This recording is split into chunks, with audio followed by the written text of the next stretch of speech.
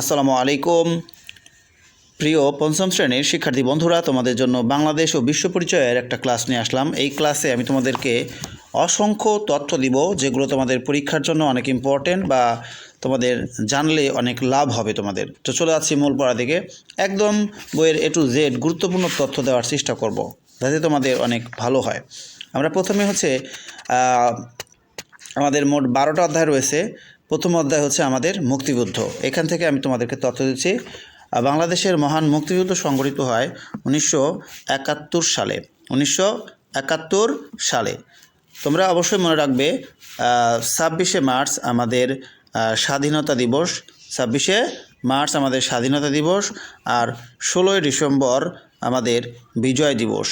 যাই হোক, 26শে মার্চে স্বাধীনতার ঘোষণা করা হয় বলে এটা কি স্বাধীনতা দিবস, আর 16ই ডিসেম্বরে চূড়ান্ত বিজয় অর্জন হয় বলে এটাকে বলা হয় কি স্বাধীনতা কি বলে বিজয় দিবস। এখন ভারত বিভক্ত হয় কত সালে? ভারত বিভক্ত হয় 1947 সালে। ভারত বিভক্ত হয়ে কয়টা রাষ্ট্রের সৃষ্টি হয়? দুটি রাষ্ট্রের সৃষ্টি হয়। একটি হলো পশ্চিম পাকিস্তান আর একটা হলো পূর্ব পাকিস্তান। তাহলে আমরা শিখলাম কি পশ্চিম পাকিস্তান এবং পূর্ব পাকিস্তান, এটা হচ্ছে কি পাকিস্তানের দুইটা অংশ। তাহলে ওকে, তো তোমরা অবশ্যই মনে রাখবে পশ্চিম পাকিস্তান এবং পূর্ব পাকিস্তানের মধ্যে কিন্তু ব্যবধান ছিল 1000 মাইলের মতো। যাই হোক, ভাষা আন্দোলন কত সালে হয়? ভাষা আন্দোলন হয় 1952 সালে। 1952 সালে। এরপরে হচ্ছে 6 দফা আন্দোলন হয় 1966 সালে। এরপরে গণ অভ্যুত্থান হয় 1969 সালে। তারপরে হচ্ছে পাকিস্তানের সাধারণ নির্বাচন অনুষ্ঠিত হয় 1970 সালে। এরপরে হচ্ছে এই যে বাঙালিদের উপর যে নারকীয় গণহত্যা ও কি বলে অগ্নিসংযোগ করা হয়, এটা হচ্ছে 1971 সালের 25শে মার্চ। 25শে মার্চে এই ঘটনাটা ঘটে। এটা হচ্ছে কাল রাত্রি 25শে মার্চ। ওকে, তো তোমরা অবশ্যই এই সমস্ত তথ্যগুলো জেনে রাখবে। আর মুজিবনগর সরকার গঠিত হয় 1971 সালের 10ই এপ্রিল এই মুজিবনগর সরকার গঠিত হয়। 10ই এপ্রিল মুজিবনগর সরকার শপথ গ্রহণ করে 1971 সালের 17ই এপ্রিলে। আমি এখানে তারিখটা চেঞ্জ করে দিচ্ছি, 17ই এপ্রিল, ঠিক আছে। মুজিবনগর সরকারের অস্থায়ী রাষ্ট্রপতি ছিলেন সৈয়দ নজরুল ইসলাম। তারপরে হচ্ছে কি বলে প্রধানমন্ত্রী ছিলেন তাজউদ্দিন আহমদ, অর্থমন্ত্রী ছিলেন ক্যাপ্টেন এম মনসুর আলী, আর স্বরাষ্ট্র ত্রাণ ও পুনর্বাসন মন্ত্রী ছিলেন AHM কামরুজ্জামান। যাই হোক, এরপর তোমরা মুজিবনগর সরকারের সম্পর্কে আরও অনেক তথ্য নিশ্চয়ই পড়েছো। মুজিবনগর সরকার দেশের স্বাধীনতা যুদ্ধকে সঠিকভাবে পরিচালনার জন্য গুরুত্বপূর্ণ ভূমিকা পালন করেছিল। যাই হোক, আমরা ধীরে ধীরে তথ্য লাভ করতেছি। এখন আমরা জানব 1971 সালের মহান মুক্তিযুদ্ধের সময় সারা বাংলাদেশকে কয়টা সেক্টরে ভাগ করা হয়েছিল? 11টি সেক্টরে ভাগ করা হয়েছিল। সেক্টর কতটা? 11টা সেক্টর। তো তোমরা অবশ্যই এই সেক্টর সম্পর্কে পড়াশোনা করবে। তো এই 3টা সেক্টরের মধ্যে এই বাহিনীর প্রধান সেনাপতি ছিলেন জেনারেল মোহাম্মদ আতাউল গনি উসমানী। জেনারেল মোহাম্মদ আতাউল গনি উসমানী। মোহাম্মদ আতাউল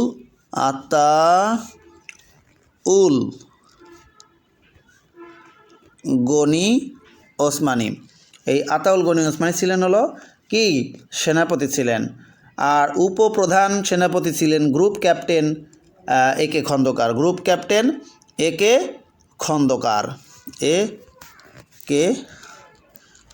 খন্দকার। তোমরা অবশ্যই এই নামগুলো মনে রাখবে। আর মুক্তিবাহিনীকে 3টে ব্রিগেড ফোর্সে ভাগ করা হয়েছিল। একটা হচ্ছে কে ফোর্স,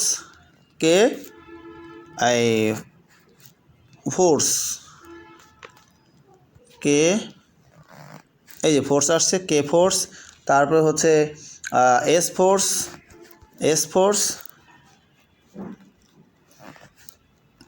আচ্ছা, যাই হোক, আমি এখানে ডট দিতে পারলাম না।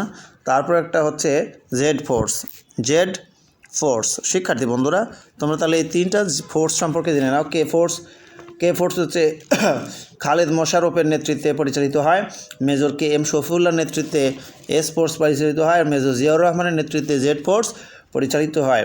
মুক্তিযুদ্ধকে সঠিকভাবে পরিচালনার জন্য কিন্তু সারা বাংলাদেশকে 11টা সেক্টরে ভাগ করা হয়েছিল, ঠিক আছে। সেক্টর এক হচ্ছে এই চট্টগ্রাম, পার্বত্য চট্টগ্রাম, নোয়াখালী জেলার অংশ বিশেষ ছিল।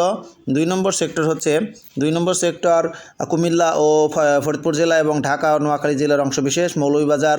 এরপর 3 নম্বর হচ্ছে মৌলভীবাজার, ব্রাহ্মণবাড়িয়া, নারায়ণগঞ্জ, কেরানীগঞ্জের অংশ বিশেষ।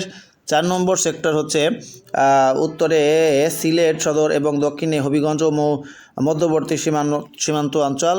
5 নম্বর সেক্টর হচ্ছে সিলেট জেলার উত্তরাঞ্চল। এরপরে 6 নম্বর সেক্টর হচ্ছে রংপুর, দিনাজপুর। আর 7 নম্বর সেক্টর রাজশাহী, পাবনা, বগুড়া, দিনাজপুরের অংশ বিশেষ। যাই হোক, আমরা হচ্ছে যে পাবনা জেলার অধিবাসী, আমাদের সেক্টর ছিল হলো 7, যারা বগুড়ায় তারা হলো 7 নম্বর, আর রাজশাহী 7 নম্বর। যাই হোক, আর ঢাকা এটা কিন্তু 2 নম্বর এবং 3 নম্বর উভয় অংশ ছিল, তবে 2 তোমরা মনে রাখবে। এরপর 8 নম্বর সেক্টর হচ্ছে যশোর, কুষ্টিয়া, খুলনা জেলা। আর 9 নম্বর সেক্টর হচ্ছে বরিশাল, পটুয়াখালী, খুলনা এবং ফরিদপুর জেলার অংশ বিশেষ। 10 নম্বর সেক্টর ছিল হচ্ছে এখানে কোনো আঞ্চলিক সীমানা ছিল না, নৌবাহিনীর কমান্ডো নিয়ে গঠিত ছিল এটা। 10 নম্বর সেক্টর কিন্তু বিভিন্ন এলাকায় কী করতে, নৌ অভিযানের মাধ্যমে তাদের যুদ্ধ পরিচালনা করত। 11 নম্বর সেক্টর টাঙ্গাইল ও ময়মনসিংহ জেলার অংশ বিশেষ। যাই হোক শিক্ষার্থী বন্ধুরা, ভারতের বিভিন্ন অঞ্চলে কিন্তু এই মুক্তিযুদ্ধের প্রশিক্ষণ দেওয়া হতো এবং তারা গেরিলা ও সম্মুখযুদ্ধে অংশ নিত। 30,000 নিয়মিত যোদ্ধাদের নিয়ে গঠিত হয় মুক্তি ফৌজ। 1 লক্ষ গেরিলা ও বেসামরিক যোদ্ধার সমন্বয়ে গঠিত হয় মুক্তি ফৌজ। যাই হোক, সবাই মিলে কিন্তু যুদ্ধ করে। 1972 সালে এই আতাউল গনি ওসমানী চাকরি থেকে অবসর নেন। তিনি 1918 সালে, আমি আবার বলতেছি 1918 সালের 1 সেপ্টেম্বরে জন্মগ্রহণ করেন। 1918 সালের 1 সেপ্টেম্বর ইনি জন্মগ্রহণ করেন। কোথায় জন্মগ্রহণ করেন? এটা হচ্ছে সুনামগঞ্জে। পৈতৃক বাড়ি কিন্তু সিলেট জেলায় বালাগঞ্জ থানার দয়ানীরে। যাই হোক, অনেক তথ্য তোমরা পড়াশোনা করলে জানতে পারবে। আর পদবী কিন্তু ছিল বঙ্গবীর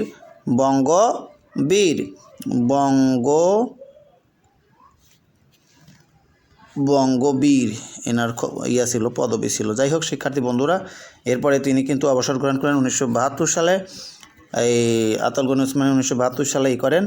আর ওনার জন্ম ছিল কিন্তু হচ্ছে সিলেট জেলায়। যাই হোক, সিলেটের নাম তোমরা নিশ্চয়ই শুনেছ। সিলেট কিন্তু অনেক সুন্দর একটা জায়গা। মুক্তি ফৌজ সম্পর্কে এখন আমরা জানব। মুক্তিযুদ্ধে সমগ্র বাঙালি জাতি জড়িয়ে পড়ে।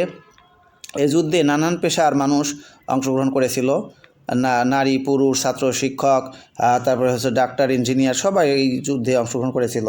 যাই হোক, প্রতিটি সেক্টরে কিন্তু গেরিলা বাহিনীর নির্দেশনা ছিল। অ্যাকশন গ্রুপ অস্ত্র বহন করত এবং সম্মুখ যুদ্ধে অংশগ্রহণ করত। ইন্টেলিজেন্স গ্রুপ শত্রুদের গতিবিধি সম্পর্কে খবরাখবর রাখত। সে সময় মানুষের প্রিয় অনেক গানের প্রচুর ছিল। যাই হোক, তোমরা তো নিশ্চয়ই জানো। আর জয় বাংলা, বাংলার জয়, এটা কিন্তু মুক্তিযোদ্ধাদের একটা প্রিয় স্লোগান ছিল। শিক্ষার্থী বন্ধুরা, এখন আমরা শিখব হচ্ছে 1971 সালের 25শে মার্চ। এখন এই 1971 সালের 25শে যে মার্চ ছিল, এই 25শে মার্চ, ওকে, এই 25শে মার্চে পশ্চিম পাকিস্তানের সেনাবাহিনীরা কী করে, নারকীয় হত্যাকাণ্ড পরিচালনা করে। তারা হচ্ছে প্রেসিডেন্ট ইয়াহিয়ার নির্দেশে পাকিস্তানি সেনাবাহিনী Rajarbagh, police lines, Pilkhana, EPR সদর দপ্তর, তারপর ঢাকা বিশ্ববিদ্যালয়ের আবাসিক হল, শিক্ষকদের বাসভবন সহ ঢাকা শহরের বিভিন্ন স্থানে একযোগে আক্রমণ করে। তারা এদেশের জ্ঞানীগুণী ব্যক্তিদেরকে হত্যা করে, অগ্নিসংযোগ করে। পাকিস্তানি সেনাবাহিনী নিরস্ত্র বাঙালিদের উপর এই যে আক্রমণ চলায়, এটাই কিন্তু অপারেশন সার্চলাইট নামে পরিচিত। 26শে মার্চের প্রথম প্রহরে বাংলাদেশের স্বাধীনতার ঘোষণা করা হয়। 30 লক্ষ 9 মাসের দীর্ঘ যুদ্ধের পর আমরা স্বাধীনতা অর্জন করি, তবে 30 লক্ষ মানুষ শহীদ হয়। এখন আমরা আরও অনেক তথ্য জানব। মুক্তিযুদ্ধের সময় 1 লক্ষ মানুষ ভারতে আশ্রয় নেয়। 10 ডিসেম্বর থেকে 14 ডিসেম্বরের মধ্যে তারা অনেক জ্ঞানী গুণী ব্যক্তিদেরকে মেরে ফেলে, কবি সাহিত্যিকদের ধরে নিয়ে যায়। এই জন্য 14 ডিসেম্বর আমাদের শহীদ বুদ্ধিজীবী দিবস। ঠিক আছে। মুক্তিযুদ্ধের সময় যে সমস্ত বুদ্ধিজীবী শহীদ হয়েছেন তাদের মধ্যে অধ্যাপক গোবিন্দচন্দ্র দেব, অধ্যাপক জ্যোতির্ময় গুহ ঠাকুরতা, অধ্যাপক মনির চৌধুরী, অধ্যাপক রাশিদুল হাসান, সাংবাদিক সেলিনা পারভিন, ডাক্তার আলিম চৌধুরী, ডাক্তার আজহারুল হক। যাই হোক শিক্ষার্থী বন্ধুরা, অনেক তথ্যই কিন্তু আমি তোমাদেরকে দেওয়ার চেষ্টা করতেছি। তোমরা অবশ্যই আমার এই ভিডিও বা ক্লাসটি মনোযোগ সহকারে করবে। মুক্তিযুদ্ধের সময় কি করে যারা হচ্ছে ভারতে আশ্রয় নেয় তাদের কিন্তু অপারেশন অর্থাৎ বিভিন্ন যে কলাকৌশল, যুদ্ধের কলাকৌশল সম্পর্কে প্রশিক্ষণ দেওয়া হয়। ঠিক আছে। যাই হোক 1971 সালের 16 ডিসেম্বর পাকিস্তানিরা আত্মসমর্পণ করে। তাহলে 1971 সালের 16 ডিসেম্বর, এই 16 ডিসেম্বরে কি করে পাকিস্তানিরা আত্মসমর্পণ করে, তোমরা মনে রাখবে তারিখটা। আর ঢাকার রেসকোর্স ময়দানে যৌথ বাহিনীর পক্ষে লেফটেন্যান্ট জেনারেল জগজিৎ সিং অরোরা এবং পাকিস্তানের পক্ষে লেফটেন্যান্ট জেনারেল নিয়াজি এই আত্মসমর্পণ দলিলে স্বাক্ষর করেন। প্রতি বছর 16 ডিসেম্বর বিজয় দিবস পালন করা হয়। 1972 সালের 8 জানুয়ারি থেকে 10 জানুয়ারি শেখ মুজিব পাকিস্তানের কারাগারে ছিলেন। 10 জানুয়ারি স্বদেশে ফিরে আসেন। যাই হোক স্বদেশ প্রত্যাবর্তন দিবস এই 10 জানুয়ারি। এখন লেফটেন্যান্ট জগজিৎ সিং অরোরা উনি মুক্তিযুদ্ধের সময় কিন্তু বাঙালিদেরকে কী করেছিলেন, সাহায্য করেছিলেন। মুক্তিযুদ্ধে ভারতের অংশগ্রহণ নিয়ে আরও অনেক তথ্য তোমরা নিশ্চয়ই জানবে। যাই হোক মুক্তিযুদ্ধের সময় কিন্তু কী করা হয়, অনেক মানুষ শহীদ হয়, তাদেরকে সরকার সর্বোচ্চ উপাধি বা পদক দেয়। 7 জনকে বীরশ্রেষ্ঠ উপাধি দেওয়া হয়। কয়জন? 7 জনকে বীরশ্রেষ্ঠ উপাধি প্রদান করা হয়। আমরা তাদের নামগুলো এখন একটু জানার চেষ্টা করব। ক্যাপ্টেন মহিউদ্দিন জাহাঙ্গীর, আচ্ছা আমি একটু লেখেন এখানে, 7 জন বীর শ্রেষ্ঠ, 7 জন বীরশ্রেষ্ঠ। প্রথম হচ্ছে captain Mohiuddin Jahangir, flight lieutenant Motiur Rahman, সিপাহী হামিদুর রহমান, ল্যান্স নায়েক নূর মোহাম্মদ শেখ, সিপাহী Mostafa Kamal, engine room artificer Ruhul Amin, lance Naik Munshi Abdur Rouf. আর এই যে সরকার এছাড়া সাহসিকতা ও আত্মত্যাগের জন্য আরও 3টি উপাধি প্রদান করে। সরকার আরও 3টি উপাধি প্রদান করে, সেটা হচ্ছে বীর উত্তম, বীর বিক্রম, বীর প্রতীক। বীর উত্তম, বীর উত্তম, বীর বিক্রম,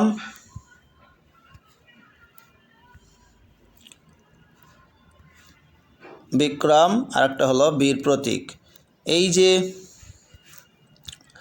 3টা যে ক্যাটাগরিতে দেওয়া হয়, যাই হোক আমরা এই নামগুলো অবশ্যই মনে রাখবো, বীর উত্তম, বীর বিক্রম, বীর প্রতীক। ঠিক আছে।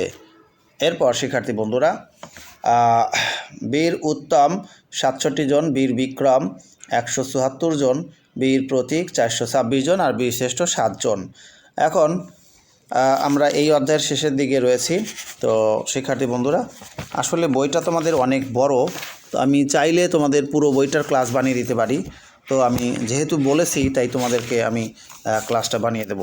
এখন 1757 সালের 23শে জুন, 1757 সালের কি 23শে জুন, তোমরা নিশ্চয়ই এই যুদ্ধটার নাম শুনেছ, যে পলাশীর প্রান্তরে বাংলাদেশের স্বাধীন নবাব সিরাজউদ্দৌলা এবং ইংরেজদের মধ্যে একটা যুদ্ধ হয়, যা পলাশীর যুদ্ধ নামে পরিচিত। ঠিক আছে।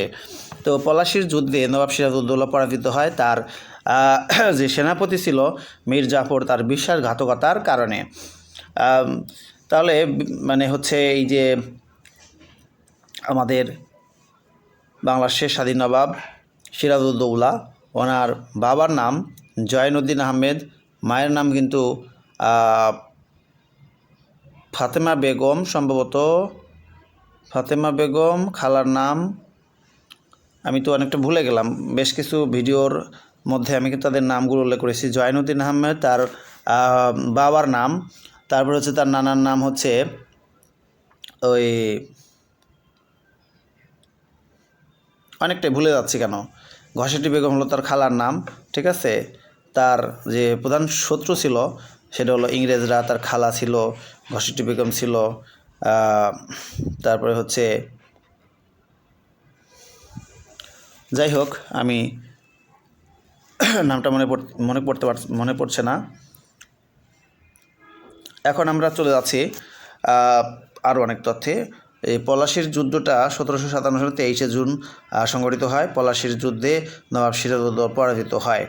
আর তার যে প্রধান সেনাপতি ছিল মীর জাফর, সে বিশ্বাসঘাতকতা করে, আর তার বিশ্বাসঘাতকতার কারণেই নবাব সিরাজউদ্দৌলা পরাজিত হন। পরে নবাবকে হত্যা করা হয়। এই ঘটনার মধ্যে দিয়ে বাংলায় 1757 থেকে 1947 সাল প্রায় 200 বছরের ইংরেজ শাসন প্রতিষ্ঠিত হয়। দেখছো তাহলে কত, 1757 থেকে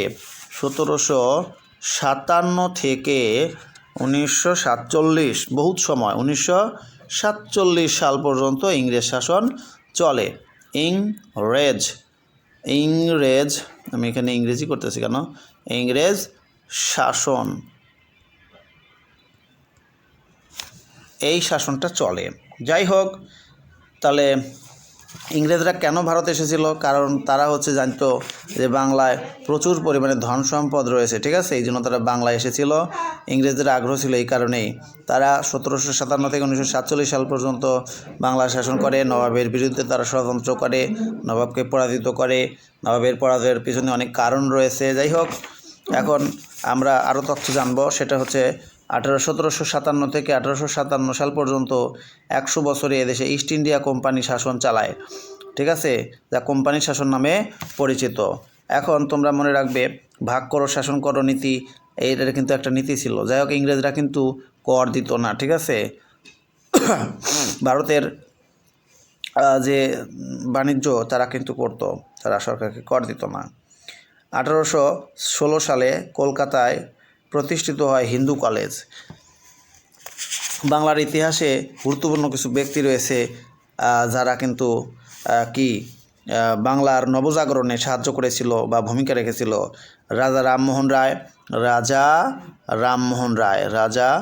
এই যে রামমোহন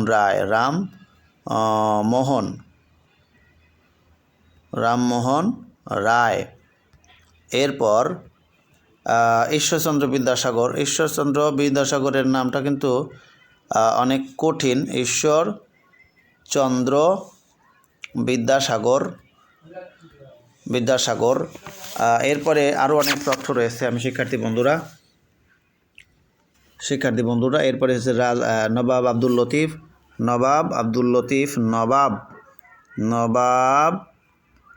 আব্দুল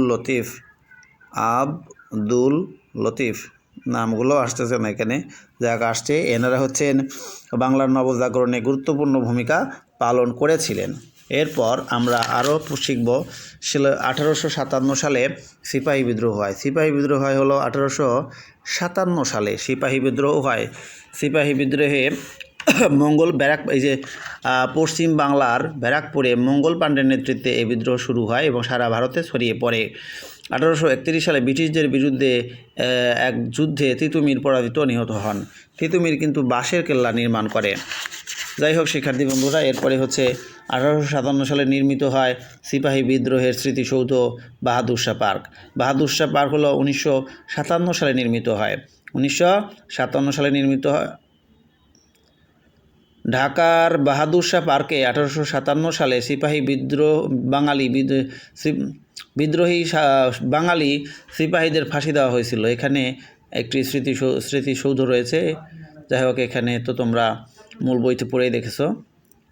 তাহলে 1957 সালে নির্মিত সিপাহী বিদ্রোহের স্মৃতিসৌধ। এখন পরবর্তীতে বহুত আন্দোলন হয়। বঙ্গভঙ্গ হয় কত সালে? বঙ্গভঙ্গ হয় হচ্ছে 1905 সালে। 1905 সালে বঙ্গভঙ্গ হয়। বঙ্গভঙ্গ বাতিল হয় বা রদ হয় কত সালে? 1911 সালে। এরপরে হচ্ছে এই যে মুসলিম লীগ গঠিত হয় কত সালে? মুসলিম লীগ গঠিত হয় 1906 সালে। এরপরে হচ্ছে তোমরা নিশ্চয়ই প্রীতিলতা ওয়াদ্দেদার, মাস্টারদা, সূর্য সেন, ক্ষুদিরাম এনাদের কথা শুনেছ। তারা কিন্তু ব্রিটিশদের বিরুদ্ধে কী করেছে, তারা হচ্ছে লড়াই করেছে, আন্দোলন করেছে। তোমরা অবশ্যই তাদের সম্পর্কে পড়াশোনা করবে। রবীন্দ্রনাথ ঠাকুর, কাজী নজরুল ইসলাম, বেগম রোকেয়া সম্পর্কে তোমরা নিশ্চয়ই শুনেছ। তারা কিন্তু তারাও গুরুত্বপূর্ণ ভূমিকা পালন করেছে। এখন বেগম রোকেয়াকে বলা হয় নারী জাগরণের অগ্রদূত, নারী জাগরণের অগ্রদূত। আর বিশ্বকবি বলা হয় রবীন্দ্রনাথ ঠাকুরকে, আর জাতীয় কবি বলা হয় কাজী নজরুল ইসলামকে। পাহাড়পুর কোথায় অবস্থিত? পাহাড়পুর হলো ময়নামতিতে অবস্থিত। মহাস্থানগড় হলো বগুড়ায় অবস্থিত। মহাস্থানগড় কোথায় অবস্থিত? বগুড়ায় অবস্থিত, বগুড়ায়। আর ওই যে হচ্ছে কি বলে, মহাস্থানগড় মৌর্য আমলে কিন্তু এই পুণ্ড্রনগর নামে পরিচিত ছিল। এটা বগুড়া শহর থেকে 18 কিলোমিটার উত্তরে করতোয়া নদীর তীরে মহাস্থানগড় অবস্থিত। তাহলে মহাস্থানগড় কোন নদীর তীরে অবস্থিত? করতোয়া নদীর তীরে অবস্থিত। নরসিংদী জেলায় কিন্তু রয়েছে ওয়ারী ও বটেশ্বর, এই দুইটা গ্রাম খ্রিস্টপূর্ব 450 অব্দের মৌর্য আমলের পূর্বের নির্দেশনা পাওয়া যায় এখানে। যাই হোক, এখানে রৌপ্য মুদ্রা, হাতিয়ার এবং পাথরের পুঁতি পাওয়া গেছে। তোমরা অবশ্যই এগুলো সম্পর্কে নিশ্চয়ই পড়েছ। পাহাড়পুর ও ময়নামতি, এখানে হচ্ছে দেখো, পাহাড়পুর রাজশাহী বিভাগের নওগাঁ জেলায় অবস্থিত। এখানে কিন্তু 24 মিটার উঁচু গড় রয়েছে। সোমপুর মহাবিহার নামেও এটা পরিচিত। চমৎকার বৌদ্ধ বিহারের চারপাশে 177টি ভিক্ষু কক্ষ আছে। যাই হোক, এখানে মন্দির, রান্নাঘর, খাবার ঘর এবং পাকা নর্দমা আছে। এখানে পাওয়া গেছে জীবজন্তুর মূর্তি ও টেরাকোটা। আর ময়নামতি কুমিল্লা শহরের কাছে ময়নামতি অবস্থিত। এখানে হিন্দু ও জৈন ধর্মের নিদর্শন পাওয়া গেছে। শিক্ষার্থী বন্ধুরা, এখন আমরা আরও অনেক তথ্য জানার চেষ্টা করব। আহসান মঞ্জিল, সোনারগাঁও, লালবাগ কেল্লাটা জানি। সোনারগাঁও, লালবাগ কেল্লা 17 শতকের ঐতিহাসিক নিদর্শন। সোনারগাঁও ঢাকার দক্ষিণ পূর্ব দিকে নারায়ণগঞ্জ জেলায় মেঘনা নদীর তীরে অবস্থিত। সোনারগাঁও প্রাচীন বাংলার মুসলমান সুলতানদের রাজধানী ছিল। তোমরা তো জানোই যে ইসাখা কিন্তু 12 ভূঁইয়াদের নেতা ছিলেন। আর 1610 সালে এক যুদ্ধে ইসাখার পুত্র মুসাখা পরাজিত হয়। যাই হোক, 1975 সালে এই লোকশিল্প জাদুঘর প্রতিষ্ঠিত হয়, যা লোকশিল্প জাদুঘরটি বর্তমানে বাংলাদেশের পর্যটন কেন্দ্র। এটা হলো সোনারগাঁও যে আছে না, সোনারগাঁওয়ে এখানে তোমরা এটা দেখতে পারবে। যারা গেছো তারা জয়নুল আবেদিনের যে সংগ্রহশালা রয়েছে সেটা অনেক হয়তো দেখছো। এখন শিক্ষার্থী বন্ধুরা, লালবাগ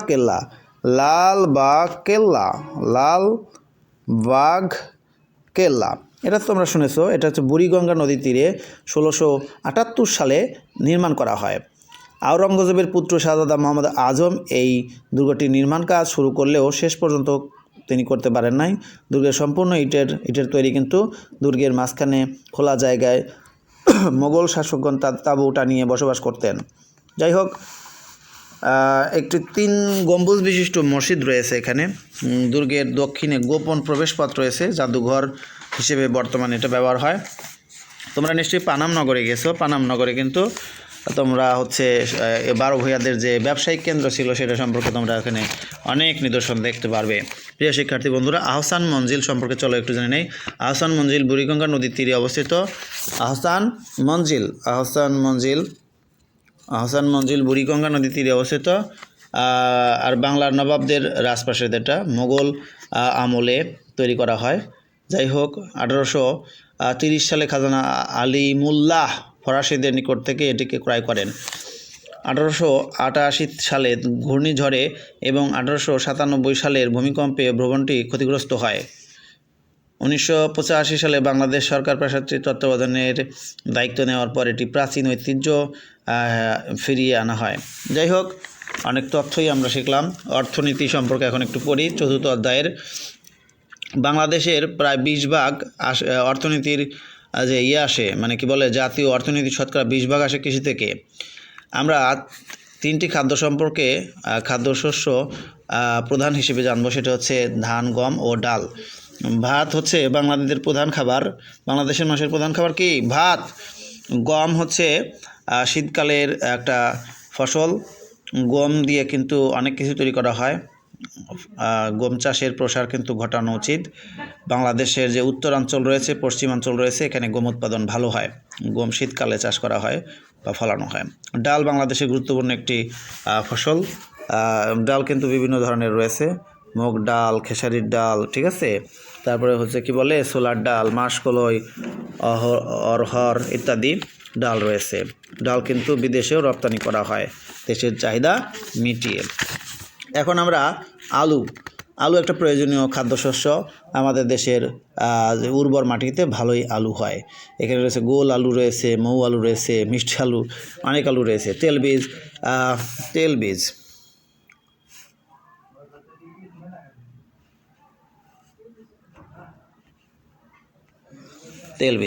তেলবীজে সরিষা, বাদাম, তিসি বীজ থেকে কিন্তু তেল হয়। মশলা, খাবারকে সুস্বাদু করার জন্য বিভিন্ন ধরনের মশলা ব্যবহার করা হয়। আমরা পেঁয়াজ, রসুন, আদা, মরিচ ইত্যাদি কিন্তু উৎপাদন করি এবং যে পরিমাণ মশলা উৎপাদন করি তাতে আমাদের দেশের চাহিদা পূরণ হয় এবং বিদেশে রপ্তানি করা হয়। বৈদেশিক মুদ্রা অর্জনে কিন্তু এই সমস্ত ফসল গুরুত্বপূর্ণ ভূমিকা পালন করে। অর্থকরী ফসল, যেসব ফসল সরাসরি চাষ করে বৈদেশিক মুদ্রা অর্জন করা হয় বা উৎপাদন করা হয় সেগুলোকেই বলে অর্থকরী ফসল। অর্থকরী ফসল অবশ্যই আমরা এ সম্পর্কে জানব। অর্থকরী ফসল কাকে বলে? যেসব ফসল সরাসরি চাষ করা হয় কিসের জন্য? অর্থ উপার্জনের জন্য, ঠিক আছে, বা বিক্রি করা হয়। পাট হলো বাংলাদেশের প্রধান অর্থকরী ফসল। পাট হলো বাংলাদেশের প্রধান অর্থকরী ফসল। বাংলাদেশের ময়মনসিংহ, ফরিদপুর, কুমিল্লা, পাবনা, যশোর এবং নওগাঁ জেলায় পাট বেশি উৎপন্ন হয়। পাটকে সোনালী আঁশ বলা হয়। পাট দিয়ে রশি, চটের থলে বা বস্তা তৈরি করা হয়। এছাড়া আরও অনেক কিছু তৈরিতে এই পাট ব্যবহার করা হয়। বাংলাদেশের জলবায়ু পাট চাষের জন্য উপযোগী। চা বাংলাদেশের অর্থনীতিতে গুরুত্বপূর্ণ ভূমিকা পালন করে। চা কিন্তু বাংলাদেশের অর্থনীতিতে গুরুত্বপূর্ণ ভূমিকা পালন করে। চা কিন্তু একটা কোমল পানীয়। দিনাজপুর, পঞ্চগড় জেলায় এই চা চাষ হয়। চা চাষের সুনাম রয়েছে বাংলাদেশে। যাই হোক, এখন হচ্ছে চা কিন্তু রপ্তানি করে অনেক বৈদেশিক মুদ্রা উপার্জন করা হয়। তামাক সম্পর্কে আমরা নিশ্চয়ই শুনেছি। তামাক কিন্তু স্বাস্থ্যের জন্য ভালো নয়। তামাক বাংলাদেশের অনেক অঞ্চলে চাষ করা হয়। রংপুর জেলায় তামাকের চাষ বেশি হয়। সিগারেট, বিড়ি তৈরিতে কিন্তু তামাক ব্যবহার করা হয়।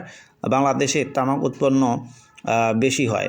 তামাক মানুষের স্বাস্থ্যের জন্য ক্ষতিকর। তামাক চাষকে নিরুৎসাহিত করা উচিত। বাংলাদেশের অন্যান্য যে ফসলের মধ্যে রয়েছে, অর্থকরী ফসলের মধ্যে তুলা, রেশম, সুপারি, রাবার ইত্যাদি রয়েছে। শিক্ষার্থী বন্ধুরা, বাংলাদেশের যে শিল্প রয়েছে তার মধ্যে কিন্তু পোশাক শিল্প অনেক গুরুত্বপূর্ণ ভূমিকা পালন করছে দেশের অর্থনীতিতে। গাজীপুর জেলাতে অনেক কিন্তু বস্ত্রকল রয়েছে। তাঁতের সাহায্যে আমাদের দেশের লোকেরা কী করে? শাড়ি, লুঙ্গি, গামছা তৈরি করে, যেগুলো তাঁত শিল্প হিসেবে পরিচিত। তাঁত শিল্প বাংলাদেশের অনেক মানুষকে কিন্তু অর্থনৈতিকভাবে স্বাবলম্বী করেছে। বাংলাদেশের যে গুরুত্বপূর্ণ শিল্প রয়েছে তার মধ্যে রয়েছে হলো পোশাক শিল্প একটি গুরুত্বপূর্ণ শিল্প। এই শিল্পে বাংলাদেশের অনেক মানুষ কর্মরত রয়েছেন, বিশেষত নারীরা, ঠিক আছে। পাট শিল্প, পাট কাঁচামাল হিসেবে কিন্তু আমরা পাট রপ্তানি করে থাকি। পাটজাত দ্রব্য অনেক রয়েছে, সেগুলো তো আমরা বলেছি। চটের ব্যাগ কিন্তু রয়েছে, বস্তা রয়েছে, ঠিক আছে। তারপরে যে অনেক সুতা তৈরি করা হয়, অনেক কিছু তৈরি করা হয়। চামড়াজাত পণ্য, জুতা, বেল্ট, ব্যাগ ইত্যাদি তৈরি করা হয় এগুলো থেকে। প্রিয় শিক্ষার্থী বন্ধুরা, বৃহৎ শিল্প আর ছোট শিল্প অনেক কিছুই রয়েছে আমাদের দেশে। বাংলাদেশের বৃহৎ শিল্প যেমন সিমেন্ট শিল্প, সার শিল্প, ঔষধ শিল্প, কাগজ শিল্প, চিনি শিল্প রয়েছে, তাই না? বাংলাদেশের ফেঞ্চুগঞ্জ, ঘোড়াশাল, আশুগঞ্জ, চট্টগ্রাম, তারাকান্দি প্রভৃতি স্থানে সার কারখানা রয়েছে। যাই হোক, এরপরে হচ্ছে 3টি সরকারি কাগজ কল বাংলাদেশে রয়েছে। চন্দ্রঘোনা, খুলনা, পাকশীতে রয়েছে। যাই হোক, আমাদের চিনি কলগুলোতে কিন্তু চিনি উৎপাদন হয় এবং পরিশোধন হয়। ঈশ্বরদীতে একটা চিনি কল রয়েছে। কুটির শিল্প কিন্তু ক্ষুদ্র পরিসরে বাড়িঘরে অল্প পরিমাণে তৈরি করা হয়, ঠিক আছে। এখন হচ্ছে আরও অনেক কিছু রয়েছে আমাদের বাংলাদেশে। বৃহৎ শিল্প, কুটির শিল্প, মাঝারি শিল্প। এখন জনসংখ্যা, একটি দেশে যত লোক বাস করে সে দেশের মোট জনসংখ্যা বলে। বাংলাদেশ কৃষিপ্রধান দেশ। প্রায় 25 লক্ষ টন খাদ্য আমদানি করতে হয় আমাদের দেশকে। মানুষের মৌলিক চাহিদার মধ্যে রয়েছে হলো খাদ্য, বস্ত্র, বাসস্থান, শিক্ষা, চিকিৎসা, আর একটা হলো বিনোদন। বস্ত্র, মানুষের মৌলিক চাহিদার মধ্যে অন্যতম রয়েছে বস্ত্র। বাসস্থান, বাংলাদেশে প্রায় 10 লক্ষ মানুষ গৃহহীন, প্রতি বছর প্রায় 30 লক্ষ মানুষ মোট জনসংখ্যার সাথে যুক্ত হচ্ছে, অর্থাৎ শিশুরা আমাদের সঙ্গে যুক্ত হচ্ছে। শিক্ষার্থী বন্ধুরা, শিক্ষা আমাদের মৌলিক অধিকার। আমাদের দেশের মোট জনসংখ্যার 27.70% এখনও অক্ষর জ্ঞানহীন। পরিবেশ, আমাদের চারপাশে যা কিছু তাকে পরিবেশ বলে। পরিবেশের উপর কিন্তু ক্ষতিকর প্রভাব পড়ছে এই জনসংখ্যার কারণে। ইটের ভাটা, কলকারখানা নির্মাণ, বাস, ট্রাক ইত্যাদি যে চলতেছে, সবসময় কিন্তু কালো ধোঁয়া ছাড়তেছে, পরিবেশের ক্ষতি হচ্ছে। জনসংখ্যাকে জনসম্পদে রূপান্তর করব কিভাবে? একটি দেশের যত জনসংখ্যা রয়েছে তাদেরকে কারিগরি প্রশিক্ষণ দিয়ে, ঠিক আছে, তাদেরকে বাস্তবসম্মত প্রশিক্ষণ বা কাজ শিখিয়ে তাদেরকে দেশের যোগ্য নাগরিক হিসেবে গড়ে তুলতে হবে। শুধু শিক্ষার মাধ্যমেই কোনো কিছু হবে না, প্রশিক্ষণ লাগবে। প্রশিক্ষণ কেন্দ্রে বিভিন্ন কাজের প্রশিক্ষণ দেওয়া উচিত আর দেওয়া দরকার। সরকারকে এ ব্যাপারে এগিয়ে আসা উচিত। যাই হোক, এখন আমরা বাংলাদেশের যে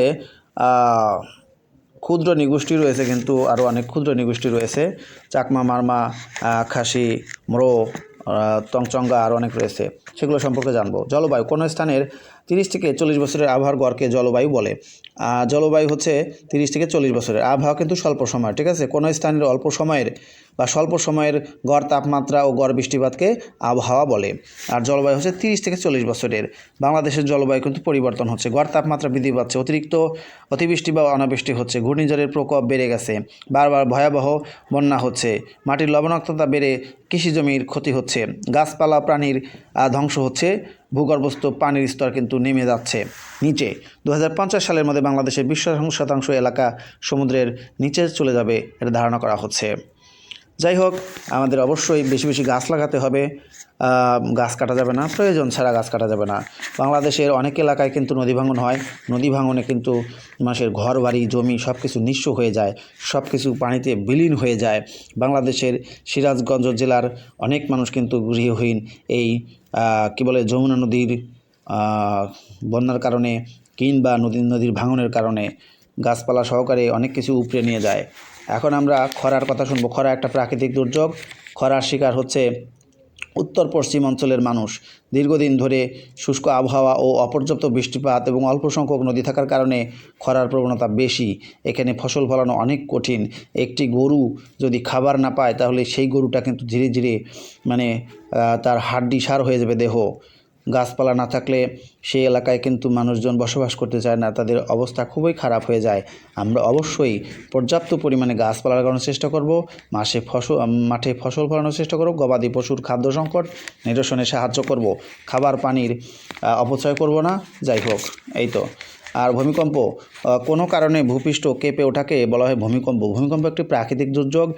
বাংলাদেশের সিলেট জেলা কিন্তু ভূমিকম্পের ইয়েতে রয়েছে, আশঙ্কা রয়েছে। অনেক ঘরবাড়ি দালান কোঠা কিন্তু ভূমিকম্পে ভেঙে চুরে যায়। যাই হোক, আমাদেরকে কী করতে হবে? ভূপৃষ্ঠের যে ব্যবহার, মাটির ব্যবহার সঠিকভাবে করতে হবে। উত্তর পূর্ব অঞ্চল অধিক ভূমিকম্প প্রবণ এবং এলাকা। তারপরে হচ্ছে কি বলছে, মৃদু ভূমিকম্প মোকাবেলায় ভবন নির্মাণের ক্ষেত্রে সরকারি সতর্কতা অবলম্বন করতে হবে। ভূমিকম্প হলে বেশি তড়িঘড়ি না করে নিরাপদ স্থানে থাকতে হবে। যে কোনো দুর্যোগ মোকাবেলায় সবাইকে বুদ্ধি করে কাজ করতে হবে। মানবাধিকার, মানুষ হিসেবে যে অধিকার সেটাই হলো মানবাধিকার। জাতিসংঘ 1948 সালের 10ই ডিসেম্বর মানুষের অধিকারকে স্বীকৃতি দিয়ে অনুমোদন করেছে। জাতি ধর্ম বর্ণ নির্বিশেষে সবাইকে কী করতে হবে? মানবাধিকার দিতে হবে। মানুষ জন্মগতভাবে স্বাধীনভাবে চলাফেরা করার অধিকার রয়েছে, সমাজে সমান মর্যাদার অধিকার রয়েছে, শিক্ষা গ্রহণের অধিকার রয়েছে, মানুষের নিরাপত্তা লাভের অধিকার রয়েছে, নির্যাতন অত্যাচার থেকে নিজেকে রক্ষা করার অধিকার রয়েছে, বিনা কারণে গ্রেপ্তার আটক না হওয়ার অধিকার রয়েছে, আইনের চোখে সবাই সমান, ন্যায্য মজুরি পাওয়ার অধিকার রয়েছে, ন্যায় বিচার পাওয়ার অধিকার রয়েছে, সম্পত্তি ভোগ করার অধিকার রয়েছে, সংরক্ষণের অধিকার রয়েছে, নিজ নিজ ধর্ম পালনের অধিকার রয়েছে, নিজের চিন্তা ও মত প্রকাশের স্বাধীনতা রয়েছে। নারী পুরুষ সবাই সমান অধিকার ভোগ করবে। প্রতিটা শিশুই কিন্তু একে অপর থেকে আলাদা। যাই হোক, কেউ চঞ্চল, কেউ শান্ত, কেউ ভিড়ে থাকতে চায়, কেউ লুকিয়ে থাকতে চায়, কেউ ভালোবাসা চায়, কেউ কি বলবো, ভালোবাসা সবাই চায়। যাই হোক, এখন আমরা অটিস্টিক শিশু সম্পর্কে জানবো। অটিস্টিক শিশু হচ্ছে মানসিক বিকাশ বা বাধাগ্রস্ত শিশুরা। অটিস্টিক শিশু শারীরিকভাবে সম্পূর্ণ সুস্থ। কোনো অটিস্টিক শিশু অন্য শিশুর মতোই লেখাপড়া করতে পারে, সকল কাজ বা বিষয় একই নিয়মে করতে চায়। দৈনিক কাজের রুটিন বদল হলে খুবই উত্তেজিত হয়। তারা আলো, শব্দ, গতি, স্পর্শ, ঘ্রাণ ও স্বাদের ক্ষেত্রে অতি সংবেদনশীল থাকে। আচ্ছা, যাই হোক, তারা হয়তো কোনো খেলনা নিয়ে না খেলে বরং শক্ত করে ধরে বসে থাকে, গন্ধ নেয় বা ঘন্টার পর ঘন্টা সেগুলোর দিকে তাকিয়ে থাকে। কোনো অটিস্টিক শিশু চমৎকার প্রতিভার অধিকারী হয়। তারা ছবি আঁকতে পারে, তারা অঙ্ক কষতে পারে, গান গাইতে পারে, অনেক কিছু। যাই হোক, আমাদের শিশুদের যত্ন নেওয়া উচিত। শিশুদের মানবাধিকার রয়েছে, অর্থাৎ তাদের কী করতে হবে, তাদেরকে লেখাপড়া করাতে হবে। 14 থেকে 18 বছর বয়সী শিশুকে হালকা কাজে নিয়োজিত দেওয়া যেতে পারে, কিন্তু একেবারে শিশুশ্রম করানো যাবে না। প্রিয় শিক্ষার্থী বন্ধুরা, নারী অধিকার লঙ্ঘন। অনেক মানুষ কিন্তু নারীদেরকে বিদেশে পাচার করে দেয়। এতে আমাদের নারীদের জীবনের বিপর্যয় নেমে আসে। আমরা অবশ্যই মানুষের প্রলোভন থেকে দূরে থাকব। গৃহকাজে নিয়োজিত যারা রয়েছে তাদেরকে আমরা সাহায্য করব, তাদেরকে নির্যাতন করব না। নারী জাগরণের অগ্রদূত বলা হয় বেগম রোকেয়াকে। তিনি বলেছেন, কবি নজরুল ইসলাম বলেছেন, বিশ্বে যা কিছু মহান চিরকল্যাণকর অর্ধেক করিয়াছে তার নারী, অর্ধেক তার নর। 1880 সালের 9 ডিসেম্বর রংপুরে বেগম রোকেয়া জন্মগ্রহণ করেন। তার স্বামীর নাম হচ্ছে সাখাওয়াত হোসেন। 1909 সালে ভাগলপুরে তিনি কিন্তু একটা বালিকা বিদ্যালয় প্রতিষ্ঠা করেন। তার স্বামীর মৃত্যুর পরে 1932 সালের 9 ডিসেম্বর এই মহিয়সী নারী মৃত্যুবরণ করেন। 9 ডিসেম্বর সরকারিভাবে রোকেয়া দিবস পালন করা হয়। প্রিয় শিক্ষার্থী বন্ধুরা, বেগম রোকেয়া নারী জাগরণের অগ্রদূত। তিনি নারীদের অগ্রসরের ক্ষেত্রে, শিক্ষার ক্ষেত্রে অনেক ভূমিকা পালন করেছেন। বিশ্বজুড়ে 8ই মার্চকে আন্তর্জাতিক নারী দিবস ঘোষণা করা হয়। 8ই মার্চ নিউ ইয়র্ক শহরের একটি পোশাক কারখানায় নারী পোশাক শ্রমিকের ন্যায্য মজুরি ও শ্রমের দাবিতে আন্দোলন হয়। 1857 সালের 8ই মার্চ। যাই হোক, আন্দোলনের মূল লক্ষ্য ছিল পুরুষের সমান অধিকার এবং দৈনিক 8 ঘন্টার দাবিতে এই আন্দোলনটা চলে। পুলিশ কিন্তু এই আন্দোলনে গুলি চালায়, অনেকে মারা যায়। যাই হোক,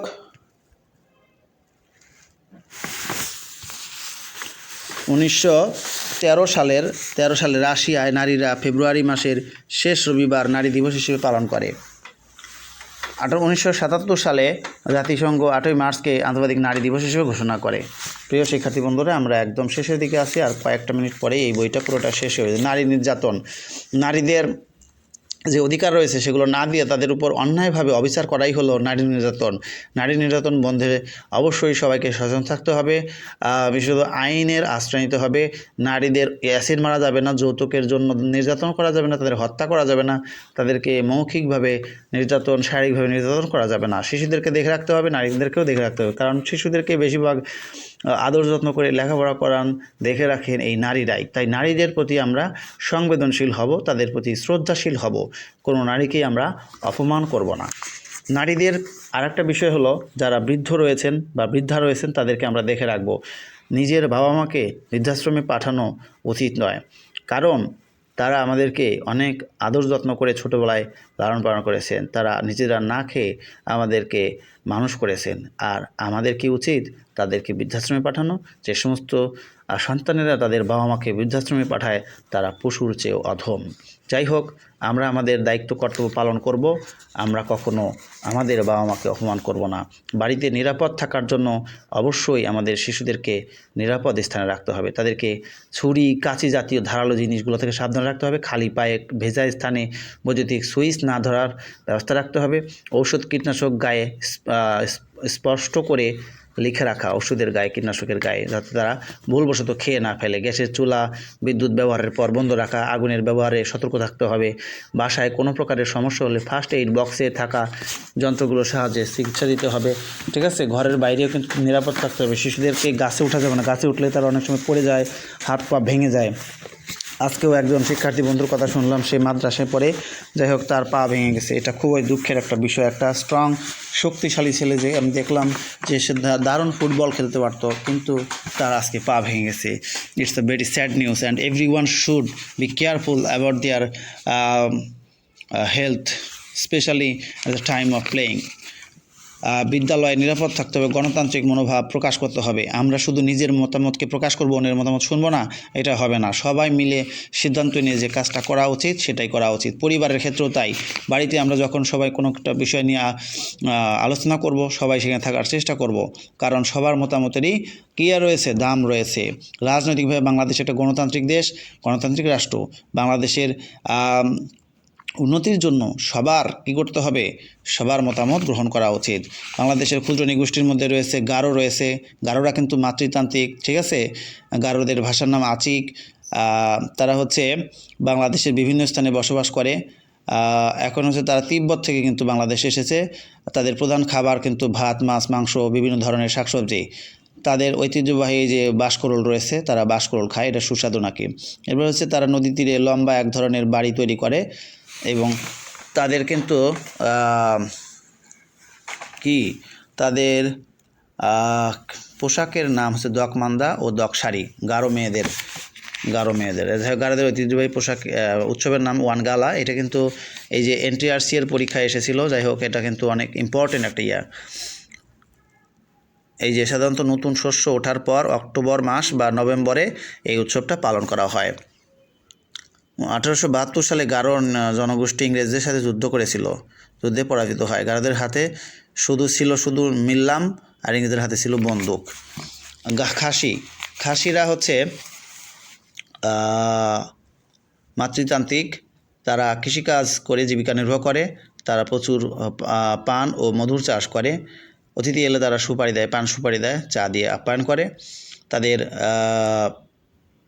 প্রধান দেবতার নাম হচ্ছে ওবলাই নাং থৌ, যাকে তারা পৃথিবীর সৃষ্টিকর্তা মনে করে। তারা পূজা পার্বণ, বিয়ে, খরা, অতিবৃষ্টি, ফসল হানি ইত্যাদিতে গান করে, নাচ গান করে। এখন হচ্ছে আমরা মোরো সম্পর্কে জানব। মিয়ানমার সীমান্তের কাছে বান্দরবান জেলার বিভিন্ন উপজেলায় তারা বসবাস করে। তাদের কিন্তু নিজস্ব ভাষা আছে, লিখিত রূপও আছে। ইউনেস্কো মোরো ভাষাকে ঝুঁকিপূর্ণ বলে চিহ্নিত করেছেন। মোরোদের কিন্তু নিজস্ব ভাষা না, মোরো ভাষা। মোরো জনগোষ্ঠীর ধর্মের নাম তোরাই। ক্রামা নামে আরেকটি ধর্মমত আছে। মোরোরা সাধারণত বৌদ্ধ ধর্ম অবলম্বী। তাদের কেউ কেউ খ্রিস্টান ধর্ম গ্রহণ করেছে। যাই হোক, মোদের পরিবার প্রধান হলো পিতা। তারা গ্রামভিত্তিক সমাজ ব্যবস্থায় বসবাস করে। মোরোরা তাদের বাড়িকে বলে কিম। বাঁশের বেড়া ও সনের চাল দিয়ে মাচার উপরে তারা তৈরি করে বাড়ি। তাদের প্রধান খাবার ভাত, শুটকি মাছ, বিভিন্ন ধরনের মাংস। যাই হোক শিক্ষার্থী বন্ধুরা, অনেক পড়াই আমরা পড়তেছি। মোরো মেয়েদের ঐতিহ্যবাহী পোশাকের নাম ওয়াংলাই। ত্রিপুরা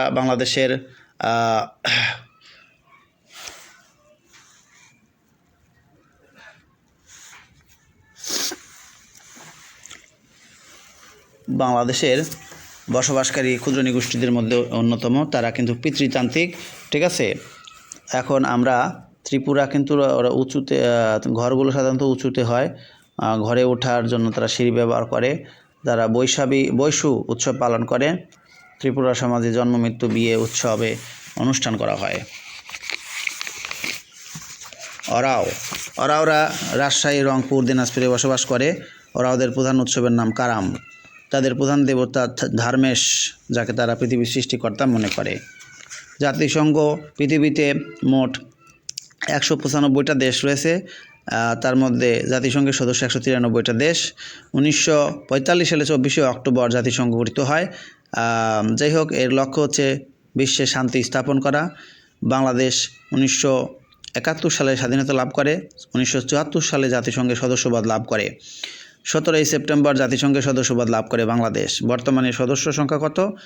193টি। জাতিসংঘের প্রধান শাখা রয়েছে 6টি। কয়টি শাখা? 6টি। যাই হোক, আমরা 24শে অক্টোবর হলো জাতিসংঘ দিবস, সেটা মনে রাখব। এরপরে হচ্ছে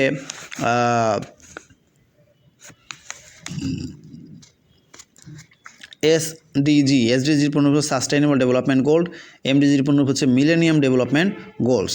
প্রিয় শিক্ষার্থী বন্ধু, তোমরা যারা 5 থেকে 6-এ উঠবে, তোমাদের কিন্তু ইতিহাস, বাংলাদেশের বাংলাদেশ ও বিশ্ব পরিচয়, এটার কিন্তু সাবজেক্ট থাকবে। তোমরা অবশ্যই এই সাবজেক্টটা ভালো করে পড়বে। সার্ক হচ্ছে দক্ষিণ এশীয় আঞ্চলিক সহযোগী সংস্থা। এটা হচ্ছে কি 7টা দেশ নিয়ে 1985 সালের ডিসেম্বর মাসে সার্ক গঠিত হয়। পরবর্তী 2007 সালে আফগানিস্তান যুক্ত হয়। এখন যাই হোক সার্কের 8টা দেশ রয়েছে, আমরা 8টা দেশ সম্পর্কে জেনে ফেললাম। ভারত, বাংলাদেশ, ভুটান, তারপরে হচ্ছে কি বলে নেপাল, পাকিস্তান, আফগানিস্তান, শ্রীলঙ্কা, মালদ্বীপ। এখন শিক্ষার্থী বন্ধুরা আমরা একেবারে শেষ প্রান্তে চলে এসেছি। তোমরা প্রত্যেকেই ভালো থাকবে, সুস্থ থাকবে। আর এই ক্লাসটা কিন্তু আমি অনেক বড় করে নিলাম, কারণ আমাদের অনেক শিক্ষার্থী বন্ধুরা বার্ষিক পরীক্ষার আগে পুরো বইটা তারা কিন্তু